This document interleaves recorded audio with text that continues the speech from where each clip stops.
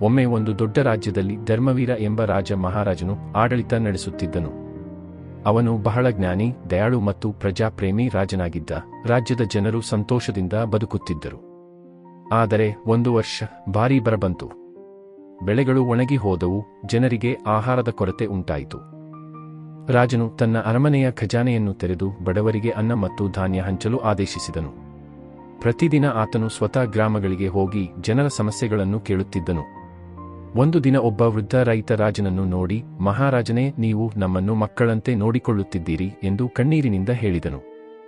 ಆ ಮಾತು ಕೇಳಿ ರಾಜನ ಹೃದಯ ತುಂಬಿತು. ಆತನು ತನ್ನ ಮಂತ್ರಿಗಳಿಗೆ, ರಾಜನ ಶಕ್ತಿ ಸೇನೆಯಲ್ಲ, ಜನರ ಪ್ರೀತಿಯಲ್ಲಿದೆ ಎಂದು ಹೇಳಿದನು. ಕೆಲವು ತಿಂಗಳುಗಳ ನಂತರ ಮಳೆ ಚೆನ್ನಾಗಿ ಬಂದು ರಾಜ್ಯ ಮತ್ತೆ ಸಮೃದ್ಧಿಯಾಯಿತು. ಜನರು ರಾಜನಿಗೆ ಕೃತಜ್ಞತೆಯಿಂದ ದೊಡ್ಡ ಉತ್ಸವವನ್ನು ನಡೆಸಿದರು. ಧರ್ಮವೀರ ಮಹಾರಾಜನ ಹೆಸರು ದಯೆ ಮತ್ತು ನ್ಯಾಯದ ಪ್ರತೀಕವಾಗಿ ಎಲ್ಲೆಡೆ ಪ್ರಸಿದ್ಧಿಯಾಯಿತು.